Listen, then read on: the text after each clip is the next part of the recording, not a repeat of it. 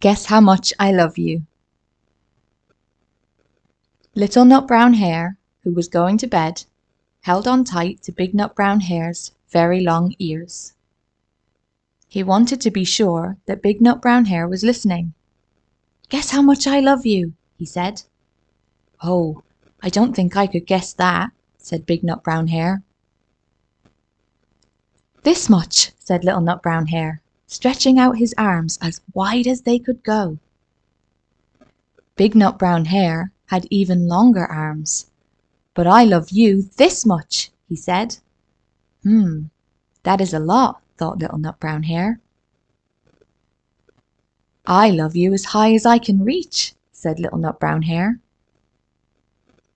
"I love you as high as I can reach," said Big Nut Brown Hare. "That is quite high," thought Little Nut Brown Hare. "I wish I had arms like that." Then Little Nut Brown Hare had a good idea. He tumbled upside down and reached up the tree trunk with his feet. "I love you all the way up to my toes," he said. "And I love you all the way up to your toes," said Big Nut Brown Hare, swinging him up over his head.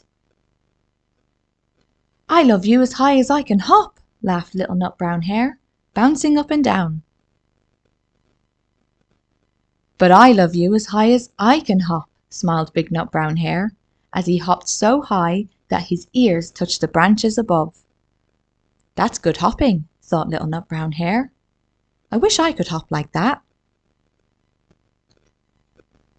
"I love you all the way down the lane, as far as the river," cried Little Nut Brown Hare. "I love you across the river and over the hills," said Big Nut Brown Hare. "That's very far," thought Little Nut Brown Hare. He was almost too sleepy to think any more. Then he looked beyond the thorn bushes, out into the big dark night. Nothing could be further than the sky. "I love you right up to the moon," he said, and closed his eyes. "Oh, that's far," said Big Nut Brown Hare. "That is very, very far." Big Nut Brown Hare settled Little Nut Brown Hare into his bed of leaves. He leaned over and kissed him good night.